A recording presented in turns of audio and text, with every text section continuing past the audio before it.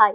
ఈరోజు నేను healthy uterus, unhealthy uterus అనేది ఎలా ఐడెంటిఫై చేయాలి చెప్పదలుచుకున్నాను. అన్‌హెల్తీ యూట్రస్ అంటే ఎలా సింప్టమ్స్ మొదలవుతాయి? అన్‌హెల్తీ యూట్రస్‌కి జనరల్లీ సింప్టమ్స్ వచ్చేసి పీరియడ్స్ అనేది ఇర్రెగ్యులర్‌గా ఉండడం కానియండి, లేదా నొప్పితో కూడుకున్న పీరియడ్స్ అంటూ మొదలవ్వడం గానియండి, లేదా షార్ట్ లెంత్ అంటే బ్లీడింగ్ అనేది తక్కువగా ఉండి, సరిగ్గా బ్లీడింగ్ లేకపోవడం గానియండి, లేదా కొంతమందికి హెవీ పీరియడ్స్ ఉండడం, ఎక్కువ రోజులు బ్లీడింగ్ ఉండడం కానియండి, ఇవన్నీ కూడా అన్‌హెల్తీ యూట్రస్‌ని ఇండికేట్ చేయడం జరుగుతుంది.